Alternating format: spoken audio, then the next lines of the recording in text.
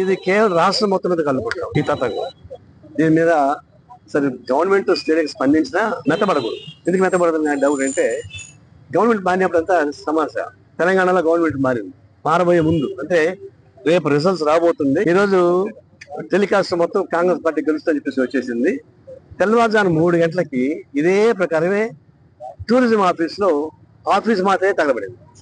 Building మొత్తం బాగుంది. హిమాయత్ నగర్ మా పార్టీ దగ్గరే కేవలం రికార్డ్స్ మాత్రం తగలబడింది. అంటే గత ప్రభుత్వం తీసుకున్నటువంటి అనేక వేల కోట్ల రూపాయల అవినీతి మొత్తం కలిసిపడేశారు. అదే ఇక్కడ జరిగింది. ప్రభుత్వం మారింది, ఈ అంటే పాత చరిత్ర మొత్తం మార్చేస్తారు. గవర్నమెంట్లు మారినా కాంట్రాక్టర్ మారడం లేదు, దోపిడీదారులు మారడం లేదు. తెలంగాణలో టీఆర్ఎస్ గవర్నమెంట్ మారినా కూడా అదే కాంట్రాక్టర్సే మళ్ళీ ఇప్పుడు గవర్నమెంట్ లో ఉన్నారు. ఇప్పుడు ఇక్కడ వైసీపీ ప్రభుత్వం పడిపోయినా, టీడీపీ ప్రభుత్వం వచ్చినా అదే కాంట్రాక్టర్స్ రాజ్యం వెళ్తారు. ఈ మార్పులు రావడం లేదు. అందువల్ల ఇవన్నీ కేవలం పొలిటికల్ క్యాంపెయిన్ కాకుండా ఎట్లా ఉంటారు, ఆ గవర్నమెంట్ కు ఉన్న కాంట్రాక్టర్స్ డబ్బులు ఇచ్చి రకరకాల దౌర్జన్యం చేసే వాళ్ళు మళ్ళీ గవర్నమెంట్ మారినాక అదే కాంట్రాక్టర్ ఎట్లా వస్తారు?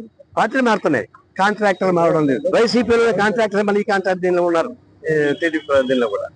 అందువల్ల ఇది కాంట్రాక్టర్ రాజ్యంగా మారే ప్రమాదం ఉంది. భూదొంగలు మళ్ళీ అంతా పోయి ఆడ చేస్తారు. పోయి జెండాలు మారుతాయి, పార్టీలు మారుతాయి, కానీ కాంట్రాక్టర్లు, భూదొంగలు, దోపిడీదారులు, దౌర్జన్యాలు మొత్తం వాళ్ళు ఎట్లా ఉంటారు. ఇప్పుడు తాత్కాలికంగా దాచుకొని ఉండదు కావాలంటే. అందుకని ఇది ఫండమెంటల్ గా మార్పు తీసుకురావాల్సి వస్తుంది. ఆ మార్పు తెమ్మని చెప్పేసి మేము కోరుతా ఉన్నాం. దానిపైన జనం నుంచి స్పందన రావాలి. మేము మాట్లాడుతున్నాం. ఇక్కడ తెలియని వాళ్ళు అంటే భయపడి ఇంకా ఎన్నో దానికి వాళ్ళు బాధితులు చాలా మంది ఉన్నారు, కొన్ని వేల మంది ఉన్నారు. మదనపల్లికి ఈ బాధితులందరూ రమ్మని కోరుతా ఉన్నాం. చుట్టుపక్కల ఎవరు ఉంటే వాళ్ళు ఏం భయపడబారిన పని లేదు. మీరు కమ్యూనిస్ట్ పార్టీ మీకు అండగా ఉంటాం. బాధితులు రండి.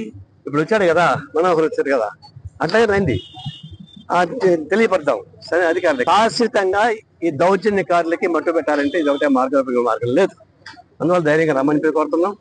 గవర్నమెంట్ ని సీరియస్గా ఏదో కాగతాళీయంగా గబగబా వచ్చి తీసుకుని పోయేది కాకుండా ఈ భవిష్యత్తులో ఇట్లాంటి ఎలిమెంట్స్ ని పుట్టనీయకుండా చేసేటువంటి ఏర్పాటు జరిగితే మేము ఉపయోగిస్తాం.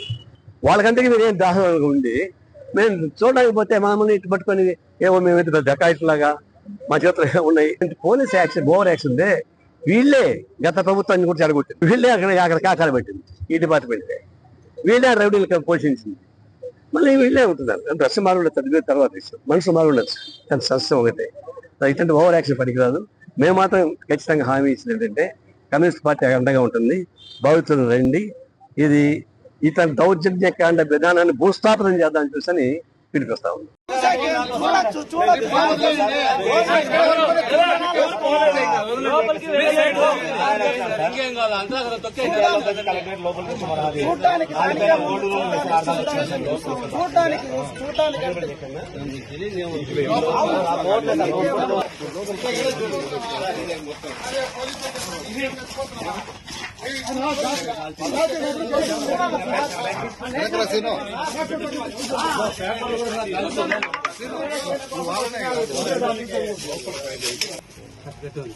చాలా